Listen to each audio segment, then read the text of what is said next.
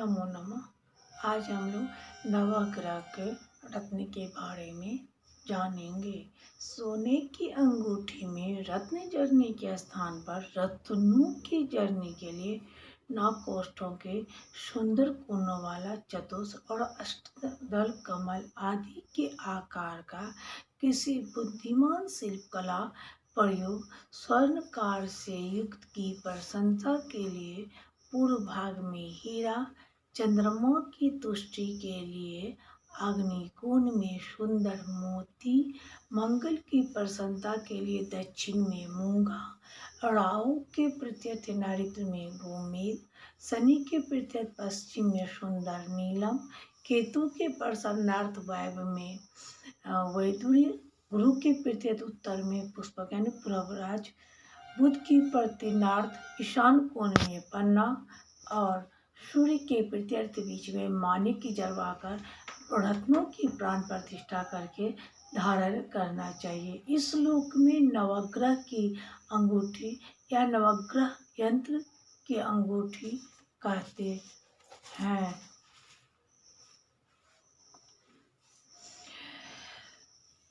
सूर्य का रत्न माणिक्य होता है। इसको पद्मराग भी कहते हैं। इसकी उत्पत्ति गंधक, क्रुविन और स्फटिक से होती है। यह भ्रमर, आजन, नीलकमल एवं जामुन के रस के समान लाल वर्ण की कांति वाला सौगंधिक होता है। शुक्ल श्वेत कृष्ण मिश्रित वर्ण कम चमकीला धातु मिश्रित कुरोबिंद होता है एवं स्फटिक से उत्पन्न माणिक्य अति चमकीला अनेक प्रकार की किरणों वाला और विशुद्ध होता है। यह सर्वश्रेष्ठ लाभकारी होता है। उत्तर माणिक्य अत्यंत चिकना, प्रभायुक्त, अति स्वच्छ, किरण युक्त, भारीपन युक्त, सुडौल, वृद्धि अनिष्ट का नाश करने वाला होता है। यह कठोरता में हीरे से हार मानता है। रत्न निर्माण मुहूर्त में सोने की अंगूठी में इसको जलवाकर प्राण प्रतिष्ठा करके शुभ मुहूर्त में भगवान सूर्य का स्मरण करके इसको धारण करना चाहिए। दंपति के मिथुन व्यभिचार की सूचना इससे प्राप्त होती है। उस समय इसका रंग बदलता हुआ प्रतीत होता है।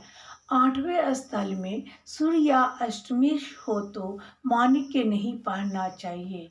इसके धारण में रक्त रोग शांत हो जाते हैं, परंतु मेषादी राशि वालों के लिए क्रम से 3, 3.5, 4.5, 5, 2.5, 5, 3, 6, 1/4, 4, 2/8, 16 मणि का रत्ती का माणिक्य धारण करना चाहिए।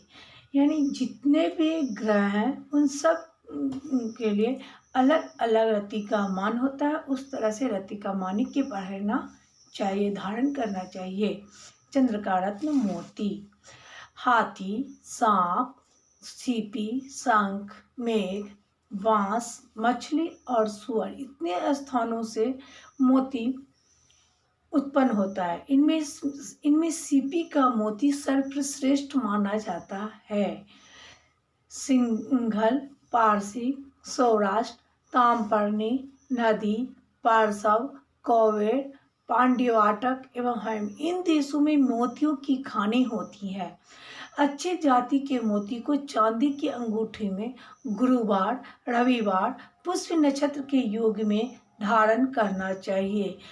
पुष्प नक्षत्र के योग में प्रथम पहर के बनवाकर बाएं हाथ की कनिष्ठिका उंगली में धारण करना चाहिए। धारण करने से पहले इसका पूर्व प्राण प्रतिष्ठा, पूजन और हवन करके पहनना चाहिए। इसके धारण करने से मनुष्य की मनोकामनाएं सिद्ध होती है। चंद्रमा के दोष की शांति के लिए इसे अवश्य धारण करना चाहिए। मंगल का रत्न मूंगा, प्राचीन काल में इसे प्रावल लता भी कहते थे। यह समुद्र में उत्पन्न होता है, किंतु आधुनिक वैज्ञानिक इसे जंतुओं से उत्पन्न मानते हैं। मगर ये जंतु समुद्र की तह में अधिक बालू वाले प्रदेश में होते हैं। मूंगा मंगल ग्रह का प्रिय रत्न है। इसके धारण से मंगलकृत सब दोष नष्ट हो जाते हैं। जब मंगलवार को मेष और वृश्चिक राशि पर चंद्रमा मंगल हो या 2 चरण वाले मृगशिरा, चित्रा या धनिष्ठा नक्षत्र हो तो उस दिन सूर्योदय से 10 बजे दिन के पहले उत्तम प्रकार के मूंगे को सोने की अंगूठी में गड़वा कर पहनने से उत्तम फल की प्राप्ति होती है। मूंगे की माला भी पहनना चाहिए। आयुर्वेद में मूंगे का एक विशिष्ट स्थान है। इसकी भस्म का सेवन करने से अनेक रोग और शरीर की दुर्बलता नष्ट हो जाती है। मेषादी राशि वालों को क्रमशः 6, 8, 12, 8, 10, 8, 6, 8, 7, 8, 11, 12, 12, 9, 12 रत्ती का मूंगा धारण करना चाहिए। बुध का रत्न यह हरे रंग का रत्न होता है। यह कोमल, चमकीला एवं पारदर्शी होता है। इसकी सोने की अंगूठी में मढ़वाकर धारण करना चाहिए। बुधवार, हस्ता, ज्येष्ठा, रेवती नक्षत्र पूर्वाह्न का समय बनवाने के लिए उत्तम माना जाता है, परंतु बुध की प्रसन्नता हेतु उनके समस्त दोषों की शांति के लिए धारण करना चाहिए। मेषादी राशि वालों के लिए क्रम से 9 रत्ती, 3 रत्ती, 5 रत्ती, 6 रत्ती, 3 रत्ती, 4 रत्ती, 9 रत्ती, 5 रत्ती, 5 रत्ती, 9 रत्ती, 4 रत्ती का पन्ना धारण करना उत्तम माना जाता है। यदि वही धारण अत्यंत निर्मल निर्दोष पन्ना धारण करके न्यायालय में जाए तो अनुकूल न्याय की उपलब्धि होती है, परंतु गुरु का रत्न पुरवराज है। यह पुष्पक का वर्णन भारत के प्राचीन रत्न परिचायक ग्रंथों में पाया जाता है। आजकल के लोग विदेशी पुरवराजों को कई रंग मानते हैं। यह तौल में भारी पारदर्शी होता है। यह जहरीले जानवर के विष की प्रभाव उस स्थान पर गहराने लगता है। जहरीले जानवर का जो प्रभाव होता है उस जगह पर पहुंचने से पहले वहाँ उसका रंग जो है वह बदलने लगता है। गुरु दो समनार्थ गुरु पुष्प में दिन के पूर्वार्ध में सोने की अंगूठी में बनवा कर इसे पहनना चाहिए। पुरवराज धारण करना चाहिए। रत्न धारण का मुहूर्त भी देखकर पहनना चाहिए, देखकर ही लेना चाहिए। मेषादी राशि वालों को क्रम से 6, 9 रत्ती, 4 रत्ती, 12 रत्ती, 5, 8, 6, 11, 9 रत्ती का पुरवराज धारण करने से आकस्मिक मृत्यु दर भी आ जाता है, परंतु जिस कन्या के विवाह में निरर्थक विलंब होता है उसे पुरवराज धारण करने से शीघ्र सफलता मिलती है।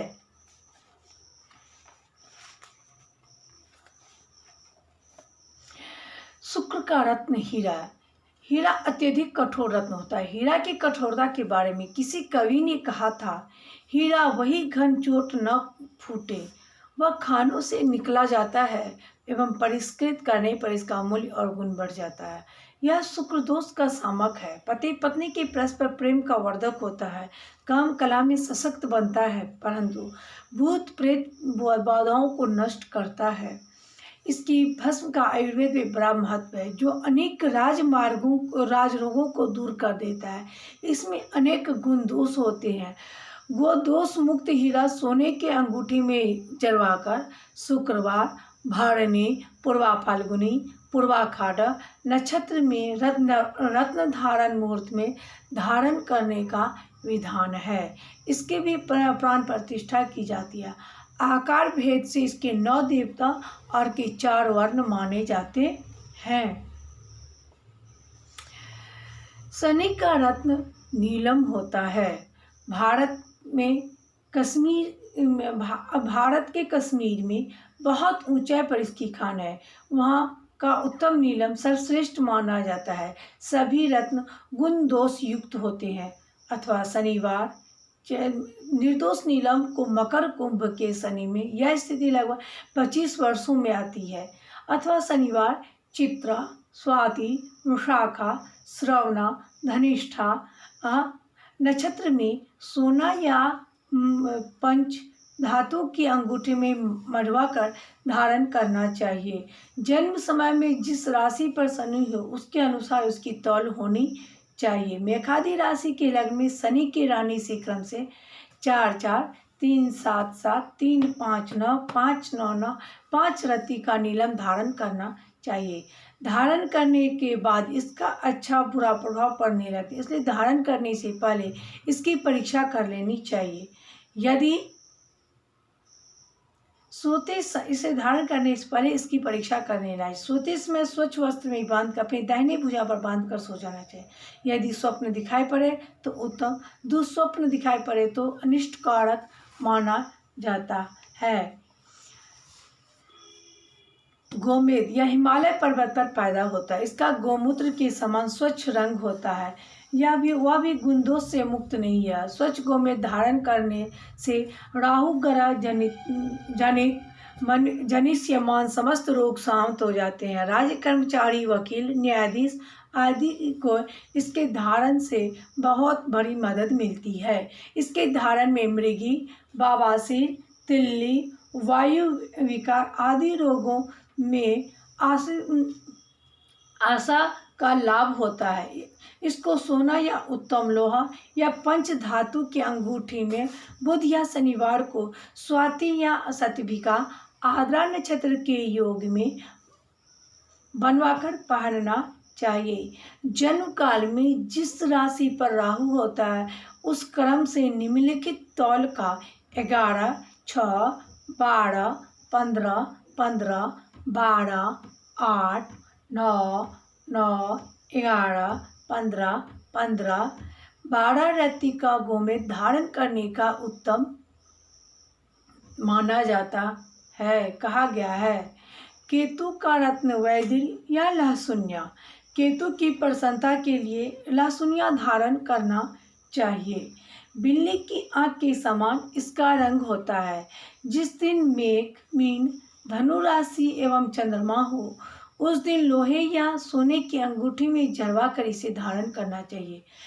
जन्म समय में जिस राशि पर केतु हो उसके क्रम से 11, 6, 12, 15, 15, 12, 8, 9, 11, 15, 15, 11 रत्ती का वैदुर्य धारण करने का उत्तम माना जाता है। नवरत्न की अंगूठी को धारण करने की क्षमता होने पर अनिष्ट ग्रह का ही रत्न धारण करना चाहिए। सूर्य की प्रसन्नता के लिए माणिक, चंद्रमा की प्रसन्नता के लिए मोती, मंगल की प्रसन्नता के लिए मूंगा, बुध की प्रीत्यर्थ पन्ना, गुरु की प्रीत्यर्थ पूरक राज, शुक्र के लिए हीरा, शनि के लिए नीलम और राहु के लिए गोमेद, केतु के प्रत्यय वैदिक धारण करना चाहिए।